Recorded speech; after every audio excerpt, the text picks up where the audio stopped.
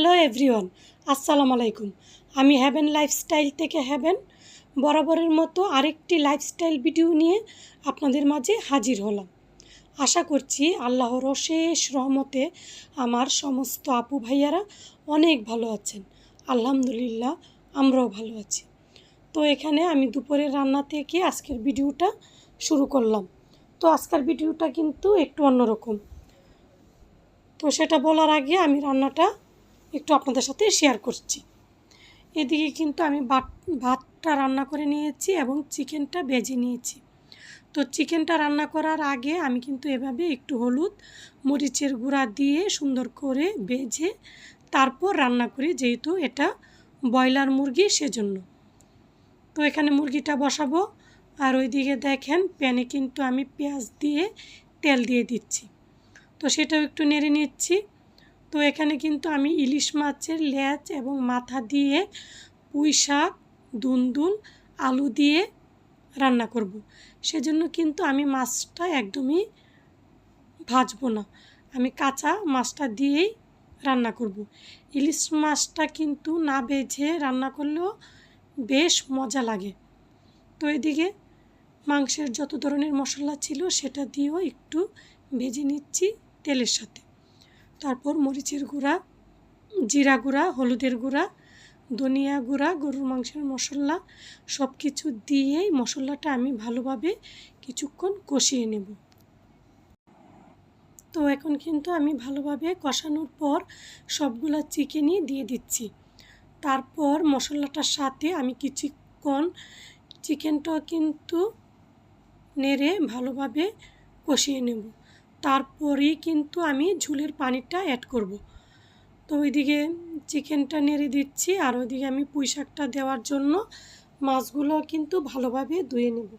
তো মাছটা কিন্তু আমি আমার নিজের হাতেই ধোয়া হয় মাংসগুলো, এগুলো কিন্তু পরিষ্কার করে আমি সবসময় ধুয়ে নিই। তো এখানে আমিও কিন্তু কিছু মশলা দিয়ে দিয়েছি অল্প পরিমাণে, যেহেতু শাক রান্না করব।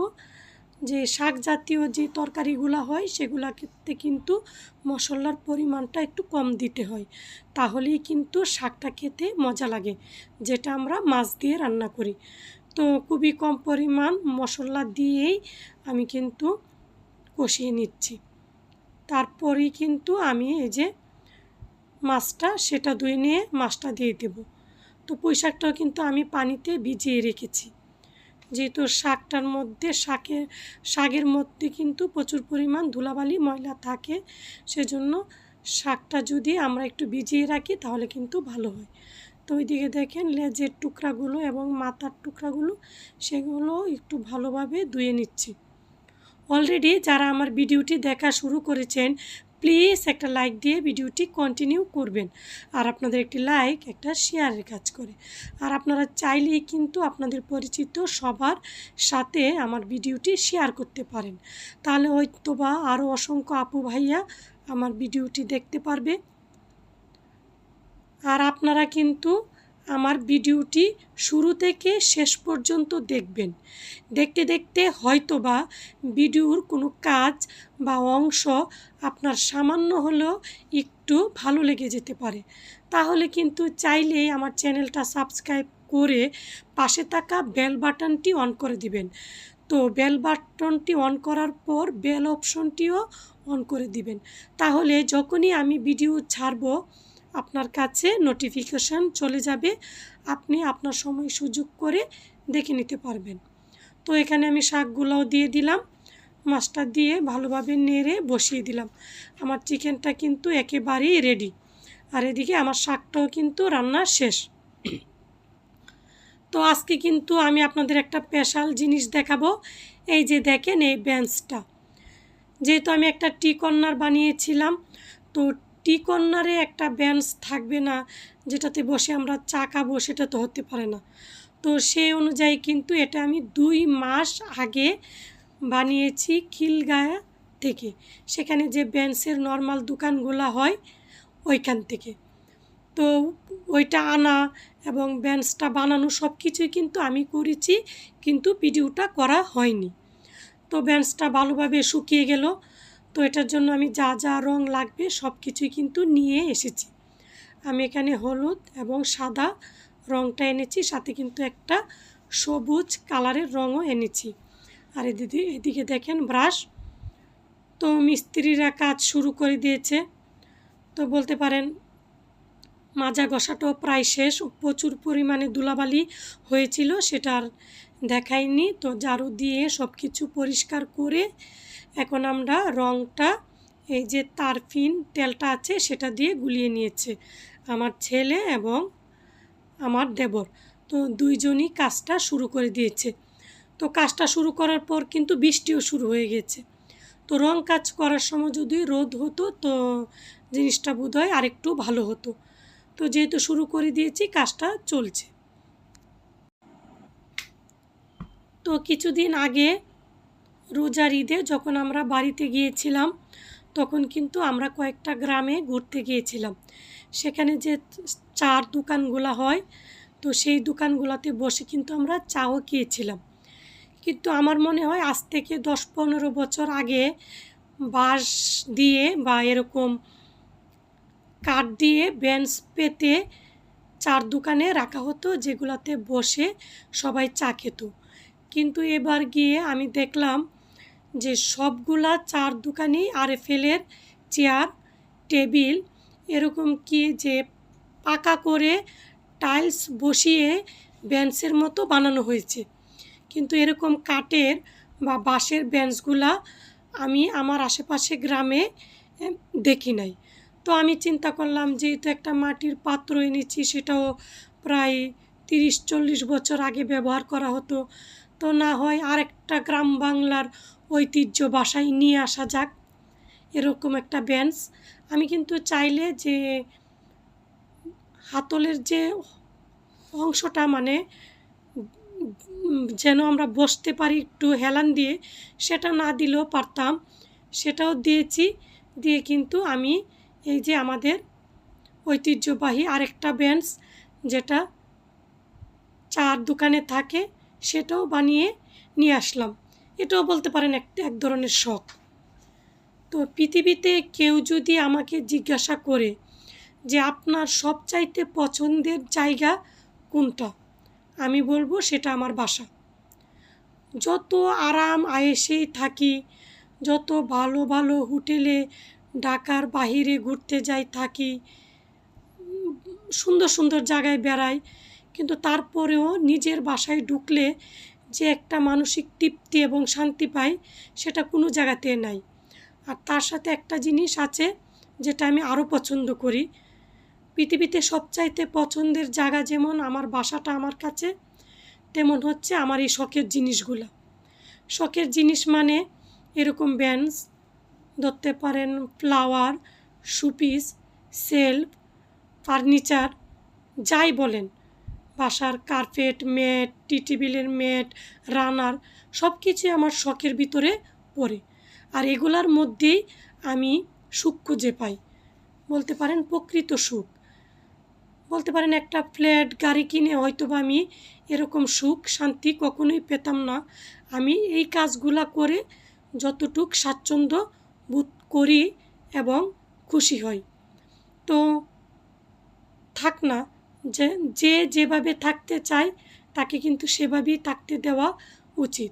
যেহেতু আমার পছন্দের কাজ এটা, আমার পছন্দের জিনিসও এগুলা, তাহলে বাঁচি না এগুলা নিয়ে।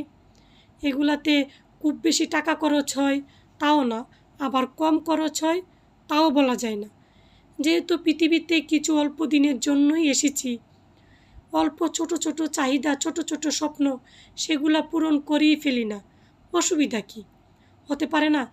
যেমন অনেক সময় বলা হয় যে আমি নাকি সংসারী না, সংসার নিয়ে চিন্তা করি না, টাকা জমাই না। তো আমি যদি সংসারী নাই হই, তো এই যে জিনিসগুলো আমি কিনি এবং জিনিসগুলো দিয়ে আমি সাজাই, সেটা কিন্তু সবগুলোই সংসারে। এবং প্রতিটা জিনিস দেখে আমার বাসায় যারা আসে এবং থাকে, তারা সবাই কিন্তু প্রচুর পরিমাণে প্রশংসা করে, যেগুলো শুনে আমি কিন্তু প্রচণ্ড খুশি হই।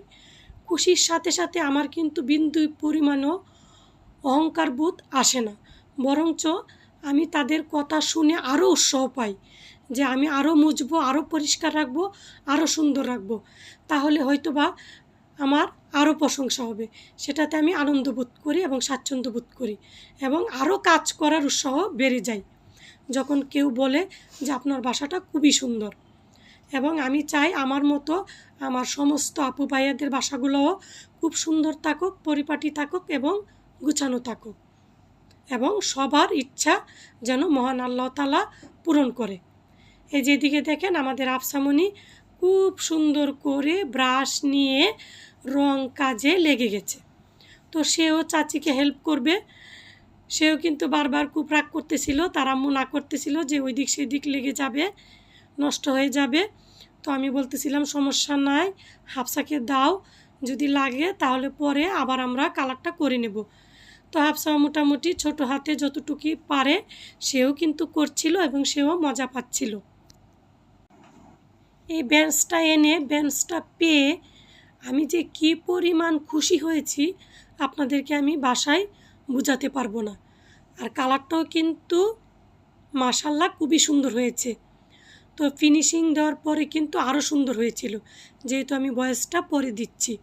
তো কালারটা করতে কিন্তু আমাদের 2 দিনই সময় লেগেছে, যেহেতু একবার করে কিন্তু আবার কালারটা দেওয়া যায় না, শুকানোর পর আবার দিতে হয়, তাহলে কালারটা কিন্তু ফুটে ওঠে বা সুন্দর হয়। তো এদিকে সবাই মিলেই চেষ্টা করে রঙটা করা হয়েছে, আমার ছেলে আকিব সবাই মিলে করছে, নকিবও করে দিল, তার সাথে আমিও একটু হাত লাগিয়েছিলাম। আমি মনে হয় আমি যতটুকু লাগিয়েছি তার চেয়ে মধ্যে হয় একটু নষ্টটাই বেশি করে ফেলেছি। তো আমি হাল ছেড়ে দিয়েছি তাদের উপর। এই যে দেখেন পুরোপুরি রং করাটাই শেষ। তো দেখতে খুবই সুন্দর হয়েছে। তো আরেকটা পছন্দের জিনিস বাসায় নিয়ে আসলাম। তো পছন্দের জিনিসগুলা ধীরে ধীরে কিনে বাসাটা সাজাচ্ছি। বলতে পারেন বাসার কোনো কোণা বা কোনো অংশ কোনো জায়গাতেই ছাড় দেয় নাই, যা লাগানো যায় যা আনা যায় একটার পর একটা আনতেছি। তার জন্য অবশ্যই আপনাদের ভাইয়া একটা একটা করে জিনিস দিচ্ছে, তারপরেও আমি মার্কেটে গেলে একটার বদলে তো 2টা মহিলাদের কিন্তু মার্কেটে গেলে আটকানো যায় না, তারা যদি একটা বলে যায় তারা 3টা কিনে। তো আপনাদের ভাইয়াকে বললাম যে আমাকে যেহেতু একটা কিনে দিবা, আরেকটা দাও, আমি তোমাকে বাসায় গিয়ে টাকা দেব। তো এরকম করতে করতে কিন্তু আমি আপনাদের ভাইয়ার কাছে অনেক টাকাই ধার করে ফেলেছি। আমার মনে হয় না জীবিত থাকা অবস্থায় এ ধার আর আমি পরিশোধ করতে পারবো, কারণ মহিলারা কুকারির জিনিস, ঘর সাজানোর জিনিস দেখলে কোনোভাবেই মাথা ঠিক রাখতে পারে না। বিশেষ করে অনেক আপুরা নিশ্চয়ই একটু হলেও পারে সেভ করতে টাকা, কিন্তু আমি মোটেও পারি না। কারণ আমার মনে হয় কি, কুকারির জিনিস দেখলে, ফার্নিচার দেখলে, শোপিস দেখলে এগুলো আমার লাগবেই। আর যেভাবেই হোক টাকা জমিয়ে 1 মাস হোক, 2 মাস হোক, 3 মাস হোক, আমি সেটা আনবই। কারণ আমার সুখটা কিন্তু এই জায়গায়। পৃথিবীর সব কিছু এক জায়গায়, আমার কাছে বাসা সাজানোটা সবচাইতে জরুরি। পৃথিবীর সব কিছু এক জায়গায় থাকলেও আমার মনে হয় আমার পৃথিবী এটা, আমার বাসাটাকে পরিপাটি রাখা এবং সাজানো। আর ওই দিকে দেখছেনই তো আমার বাসার কী অবস্থা, আপনাদের না বললেও তো নিশ্চয়ই আপুরা বুঝতে পারতেছেন।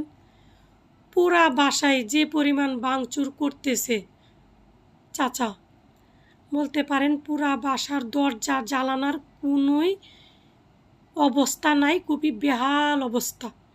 তো আপনারা বুঝতেই পারতেছেন, ভাঙা চূড়া করে প্রতিটা জানালা দরজা লাগানো হচ্ছে। যেহেতু আমি সরকারি কোয়ার্টারে থাকি, আপনারা অনেকেই নিশ্চয়ই জানেন, তো আমাদের বিল্ডিংটা কিন্তু অনেক আগের। তো দরজা জানালাগুলো অবশেষে নষ্ট হয়ে গেছে, সেগুলো ঠিক করা হচ্ছে, পরবর্তী ভিডিওতে শেয়ার করব। আর এদিকে দেখেন আমার বেঞ্চটা একদমই শেষ। তো এটা দিয়ে আমি টি কর্নারটা পরবর্তীতে পুরাটা সাজিয়ে আপনাদের সাথে ফাইনাল লুকটা শেয়ার করব। পুরাটা ঢাকা শহর খুঁজে খুঁজে সুন্দর, স্টাইলিশ, ইউনিক, ফ্যাশনেবল জিনিস খুঁজে বের করি এবং বাসাটাকে সকাল থেকে সন্ধ্যা পর্যন্ত মুছে পরিপাটি করে ক্লিন করে রাখি। সমস্ত মজার মজার স্পেশাল রান্না করি এবং আদর আপ্যায়নের কোনো অভাব রাখি না। তাহলে আমি যদি সংসারী না হই, তাহলে কারা সংসারী একটু আপুরা কমেন্টস করে আমাকে জানাবেন তো। টাকা জমালে আর সেভ করে রাখলেই যদি সংসারী হয়, তাহলে আমি কি যে তার সমস্ত কিছু সংসারটাকে দিয়ে দিয়েছি? ভিডিওর শুরু থেকে শেষ পর্যন্ত আমার কথায় যদি কোনো ভুল ত্রুটি হয়ে থাকে, প্লিজ ক্ষমা সুন্দর দৃষ্টিতে দেখবেন।